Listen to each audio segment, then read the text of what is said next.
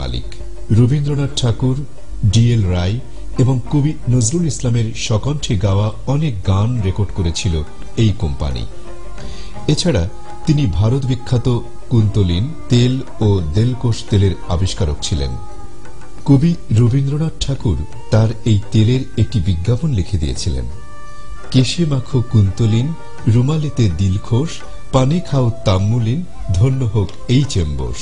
এবং তিনি সর্বপ্রথম শরৎচন্দ্র চট্টোপাধ্যায়কে তার মন্দির গল্পটির জন্য পুরস্কৃত করে তাকে সাহিত্য চর্চায় অনুপ্রাণিত করেছিলেন। হেমেন্দ্রমোহন বসু মশুয়ার বিখ্যাত জমিদার উপেন্দ্র কিশোর রায়বাহাদুরের ভগ্নী মৃণালিনী দেবীকে বিবাহ করেছিলেন। তার পুত্র নিতিন বোস ছিলেন একজন খ্যাতনামা চিত্র পরিচালক। আনন্দমোহন বসুর ভ্রাতা মোহিনী মোহন বসু জগদীশচন্দ্র বসুর অপর ভগ্নীকে বিবাহ করেছিলেন। তার ছেলে দেবেন্দ্র মোহন বসু উপমহাদেশের প্রথম পরমাণু বিজ্ঞানী। পদার্থ বিজ্ঞানে পিএইচডি লাভ করে পরমাণু বিষয়ক গবেষণার স্বীকৃতিস্বরূপ সুইডিশ রয়্যাল বিজ্ঞান একাডেমি থেকে তিনি স্বর্ণপদক লাভ করেন। কলিকাতা বিশ্ববিদ্যালয়ে দীর্ঘদিন অধ্যাপনার পর তিনি তার মামার প্রতিষ্ঠিত বসু বিজ্ঞান মন্দিরের অধ্যক্ষ হিসেবে বাকি জীবন দায়িত্ব পালন করেন।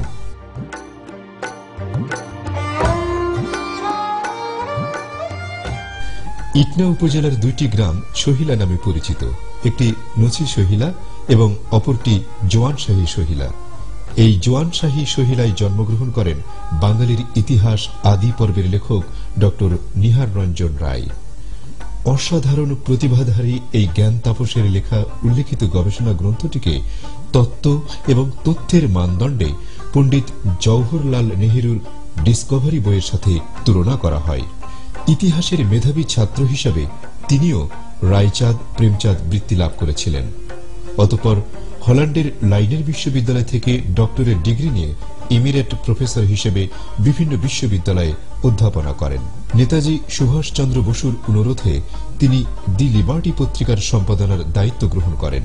কলিকাতা বিশ্ববিদ্যালয়ে দীর্ঘদিন অধ্যাপনার পর তিনি ভারত সরকার কর্তৃক জাতীয় অধ্যাপকের মর্যাদা লাভ করেন। একই সাথে সৃষ্টিধর্মী লেখক হিসেবে তিনি পদ্মভূষণ খেতাব অর্জন করেন। বাংলাদেশের মুক্তিযুদ্ধের সময় মুজিবনগর সরকারের উচ্চপদস্থ নেতাদের সাথে তার ঘনিষ্ঠ যোগাযোগ ছিল।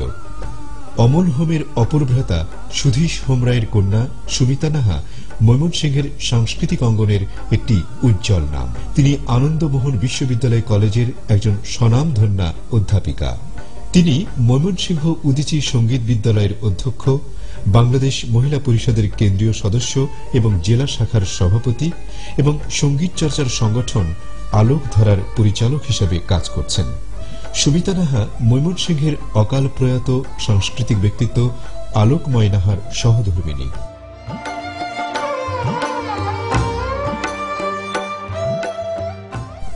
ইটনা উপজেলা সদরের একজন কৃতি সন্তান দেবব্রত বিশ্বাস। রবীন্দ্রসঙ্গীতের এই অনন্য সাধারণ শিল্পী অর্থনীতিতে সর্বোচ্চ ডিগ্রি অর্জন করেছিলেন। 1928 সালে তিনি শান্তিনিকেতনে রবীন্দ্রনাথ ঠাকুরের সান্নিধ্যে আসেন। তার কণ্ঠে রবীন্দ্রসঙ্গীত শুনে কবিগুরু মুগ্ধ হয়ে যান। কলম্বিয়া ও হিজ মাস্টার্স ভয়েস গ্রামোফোন কোম্পানির রেকর্ডে তার 3 শতাধিক গানের রেকর্ড রয়েছে। মাতৃকুলের দিক থেকে তিনি কবি জীবনানন্দের আত্মীয় ছিলেন। চিরকুমার এই কণ্ঠশিল্পী বন্ধু মহলে জর্জ বিশ্বাস নামে পরিচিত ছিলেন।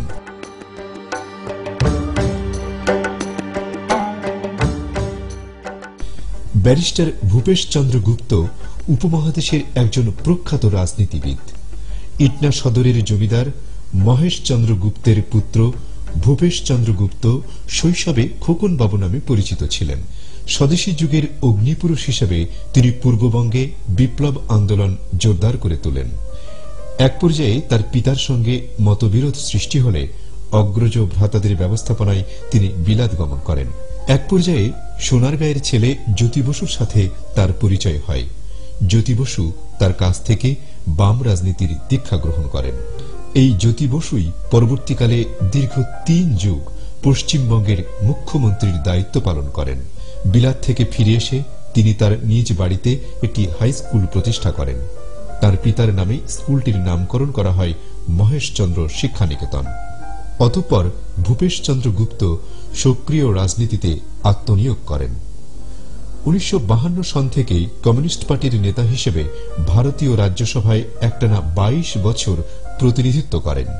তিনি ছিলেন একজন দক্ষ পার্লামেন্টারিয়ান, রাজনৈতিক সংগঠক, সুবক্তা এবং সুলেখক।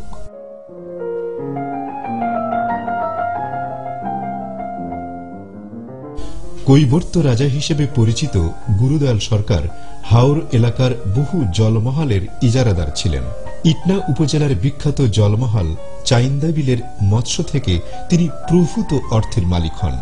1943 সালে যখন গোটা দেশে দুর্ভিক্ষ চলছিল, তখন অর্থাভাবে কিশোরগঞ্জের নবপ্রতিষ্ঠিত কলেজটি বন্ধ হয়ে যাওয়ার উপক্রম হয়। গুরুদয়াল সরকারের ব্যক্তিগত চিকিৎসক ছিলেন কিশোরগঞ্জের একজন LMF ডাক্তার, তার নাম ছিল প্রভাত কুমার চক্রবর্তী। গুরুদয়াল সরকারের চিকিৎসা কার্য শেষে তিনি তাকে কলেজে অর্থ দান করে নিজকে স্মরণীয় করে রাখতে উদ্বুদ্ধ করেন। গুরুদয়াল সরকার ব্রাহ্মণের বাক্যকে বেদবাক্যের মর্যাদা দিয়ে প্রভাত চক্রবর্তীর প্রস্তাবে সম্মত হয়ে এককালীন 48,001 টাকা কলেজে দান করেন। এরপর কলেজ পরিচালনা পরিষদ তার নামে কলেজটির নামকরণ করে, যাহা আজ কিশোরগঞ্জ সদরে গুরুদয়াল বিশ্ববিদ্যালয় কলেজ হিসাবে পূর্ণ গৌরবে প্রতিষ্ঠা অর্জন করেছে।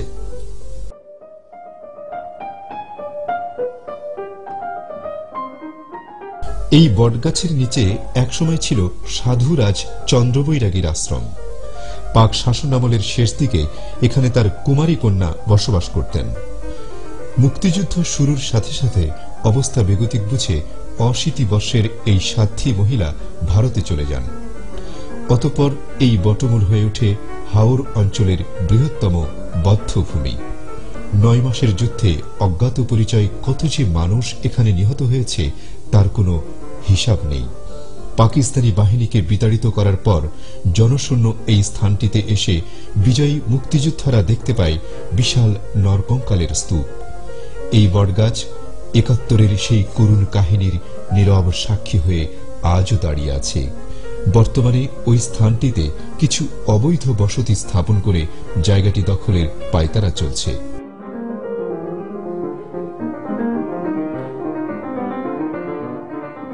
হাওরের বুকে অজস্র হিজল তমাল বৃক্ষে পরিপূর্ণ 372 একর ভূমির একটি প্রাকৃতিক বনভূমি।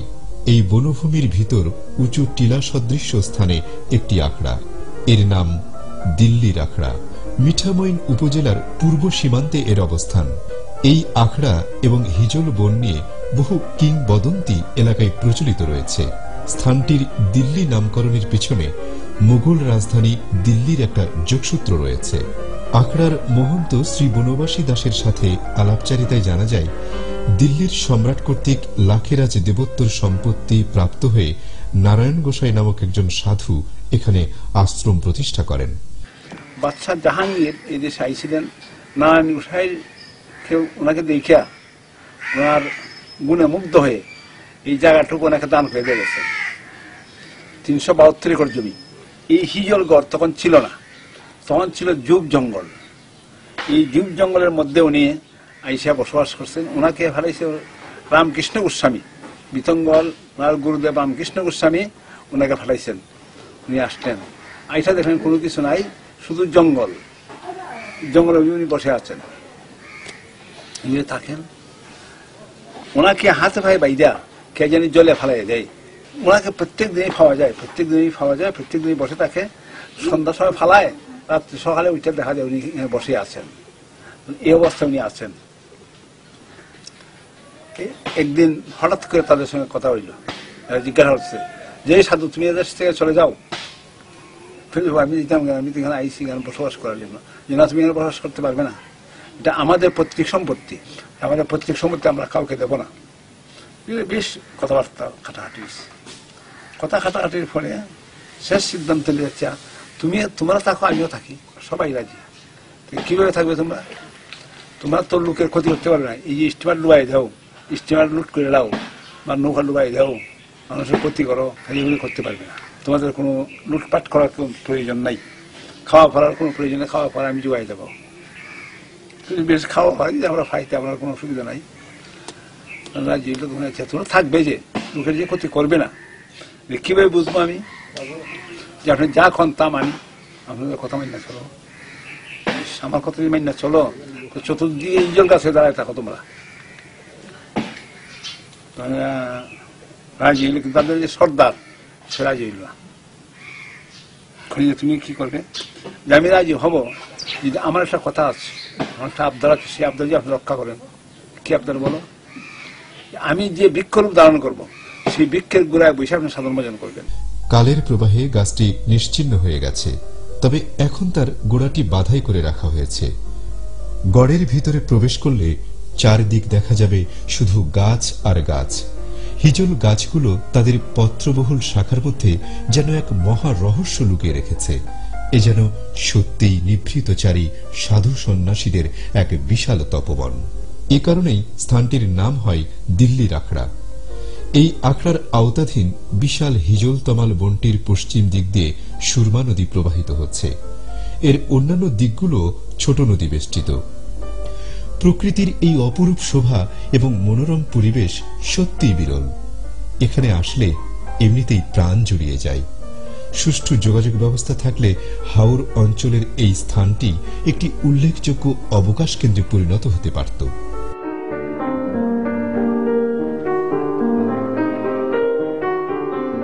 হাওর অঞ্চলের অনেক জলাশয়কে কেন্দ্র করে অনেক কাহিনী প্রচলিত রয়েছে।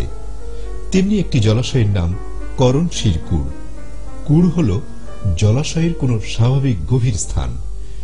এই সমস্ত স্থানে মাঝে মাঝে কিছু দুর্ঘটনা ঘটে থাকে, যাহার রহস্য মানুষ বুঝতে পারে না।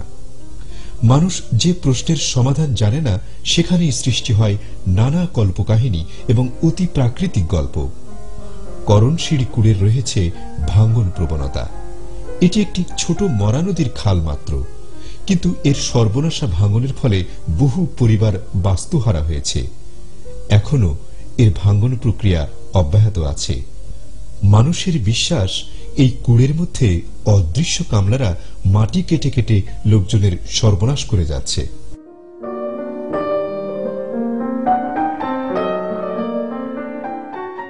ইটনা সদরে জোয়ানশাহী পরগনার জমিদারদের বসতবাটি। তবে এই অসমাপ্ত স্থাপনাটি ঊনবিংশ শতাব্দীর শেষ দিকে নির্মিত। এই বংশের প্রতিষ্ঠাতা ছিলেন মনোয়ার খান নামক এক আফগান। তিনি ছিলেন আলাউদ্দিন হোসেন শাহের একজন অমাত্য। মনোয়ার খানের অধস্তন ষষ্ঠ পুরুষ ছিলেন দেওয়ান মজলিস দেলোয়ার। তিনি ছিলেন মরজুবানে বাংলা ঈশা খান মাসনাদে আলীর একজন সহযোগী ভূঁইয়া। বন্ধুত্বের নিদর্শন হিসেবে মজলিস দেলোয়ার এই জোয়ানশাহী পরগনার জমিদারি লাভ করেছিলেন। 1578 খ্রিস্টাব্দে মোগল সৈন্যদের সঙ্গে কাস্তুলের যুদ্ধে ঈশা খান বিপদগ্রস্ত হয়ে মজলিস দেলোয়ারের সাহায্য প্রার্থনা করেন। মজলিস দেলোয়ার যখন ইটনা থেকে কোষা নৌকায় চড়ে অষ্টগ্রাম পৌঁছেন, ততক্ষণে ঈশা খান পিছু হটে সরাইল চলে যায়। ইতিহাসবিদ শামস উদ্দিন আহমেদ তার ইনস্ক্রিপশন অব বেঙ্গল গ্রন্থে লিখেছেন, মজলিস দেলোয়ার যখন ছোট ছোট রণতরী নিয়ে কাস্তুলের উপকণ্ঠে মোগলদের ঘিরে ফেলেন, তখন তারা হতবুদ্ধি হয়ে পড়ে এবং আতঙ্কিত হয়ে জলে ঝাঁপিয়ে পড়ে। এতে বহু মোগল সৈন্য মারা যায়। ডক্টর নলিনীকান্ত ভট্টশালী তার লেখা বেঙ্গল পাস্ট অ্যান্ড প্রেজেন্ট গ্রন্থে লিখেছেন, কাস্তুলের যুদ্ধে মোগল সৈন্যদের উপর যে দুর্যোগ নেমে এসেছিল তা ইতিপূর্বে আর কখনো ঘটেনি। কাস্তুল যুদ্ধক্ষেত্রের পাশে ঈশাপুর, আবদুল্লাপুর, আদমপুর এই স্থানগুলো আজও সেই গৌরবের সাক্ষী হয়ে রয়েছে।